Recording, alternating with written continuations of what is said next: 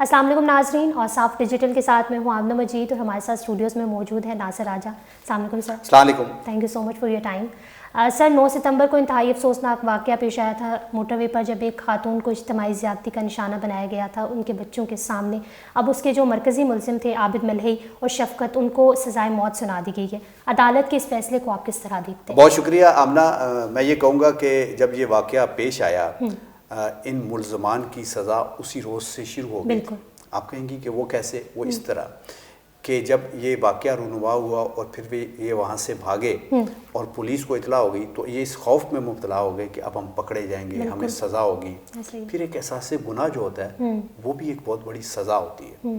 تو اس طرح ان کی سزا اس روز سے شروع ہو گئی، اور پھر پتہ ہے کہ عابد ملہی فرار ہو گیا، کبھی ایک رشتہ دار کے، کبھی ایک گاؤں، کبھی دوسرے گاؤں، چھپتا چھپاتا، نہ اس کے پاس پیسہ، نہ اس کے پاس دھیلا، نہ اس کے پاس کپڑے، موسمی اثرات۔ اور سب سے بڑی بات یہ ہے کہ جس سے وہ اور بھی رنجیدہ ہوا، اور اس کا بیان بھی اس نے پولیس کو دیا کہ اس کے اپنے رشتہ دار اس چکر میں پڑ گئے کہ ہم اس کو گرفتار کرائیں گے تو ہمیں انعامی رقم ملے گی، جو گورنمنٹ آف پاکستان نے مقرر کر رکھی تھی۔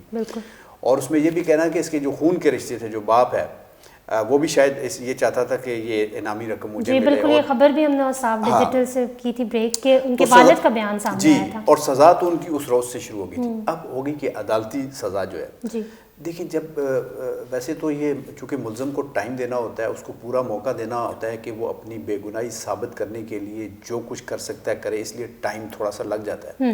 لیکن میں یہ سمجھتا ہوں کہ ایسے جو جرم ہوتے ہیں ان سے ان کی فوری سزا ہونی چاہیے۔ ہفتے کے اندر اندر آپ ان کے بیانات لیں، ان کی شہادتیں لیں اور ان کو ٹنگ لیں، ایسے بندے کو ٹنگ لیں، اور کسی ایک کیس کو سامنے نہ رکھیں کہ جس میں میڈیا نے زیادہ شور مچایا ہو تو آپ میڈیا کو چپ کرانے کے لیے اس کے ساتھ دیں۔ ایسے بہت سارے کیسز اور بھی ہو رہے ہیں، اس میں کچھ بااثر لوگ ہوتے ہیں جس کی وجہ سے وہ کیسز دب جاتے ہیں، یا کچھ ایسے کیسز ہوتے ہیں جو میڈیا کی زینت نہیں بنتے، تو اس میں بھی عدالتیں، ہمارے ججز، ہماری جو سیکیورٹی کے ادارے ہیں یعنی پولیس وغیرہ والے، وہ بھی پھر تھوڑے لیت و لال سے کام لیتے ہیں، اس میں سست روی سے کام کرتے ہیں اور کوشش کرتے ہیں کہ نیچے نیچے مکمکا ہو جائے۔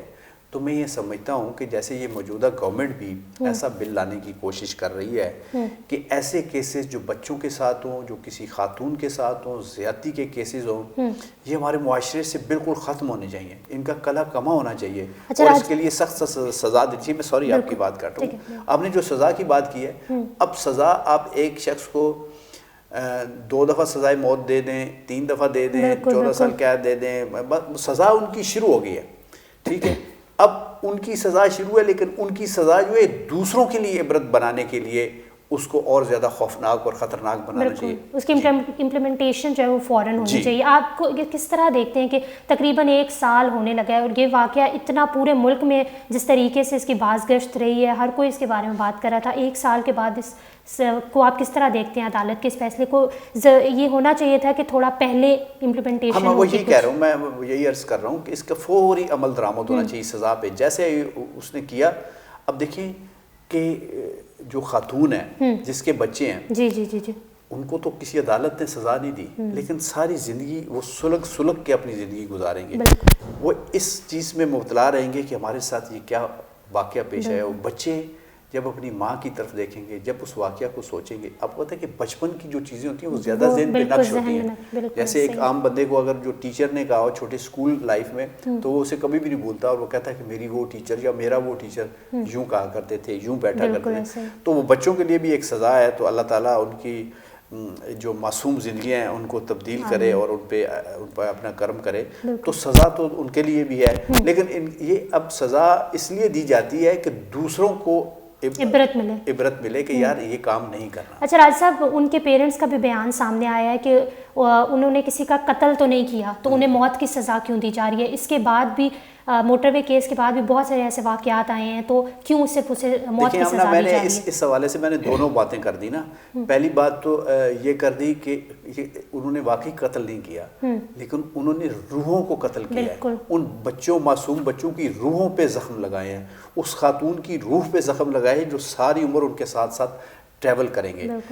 تو دوسری بات ان کی جو ان کے والد ہیں، ان کی اس لیے بھی بنتی ہے کہ وہ تو والد ہے، وہ تو اپنے بیٹے کے بارے میں سوچے گا اور اپنے بیٹے کے بارے میں بیان دے گا ہی، لیکن یہ ہونا چاہیے، یہ اس کی بات ٹھیک ہے کہ اس حوالے سے جو بھی واقعہ ہو اس شخص کو یا اس بندے کو عبرت کا نشان بنا دیں، تب یہ واقعات رکیں گے، کیونکہ ایک ایسا ہیجان ہمارے اس میں ڈیولپ ہو رہا ہے، بالکل روز بروز بڑھتے جا رہے ہیں واقعات بڑھتے جاتے ہیں. جی بالکل راج صاحب، جس طرح ابھی زینب کا تازہ ترین واقعہ راولپنڈی میں ایک معصوم بچی کے ساتھ اجتماعی زیادتی کی گئی ہے، ریپ کا نشانہ بنایا گیا اس کو، اور اگر ان واقعات میں کسی کو عبرت نہیں بنایا جائے گا تو یہ روز بروز بڑھتے جائیں گے.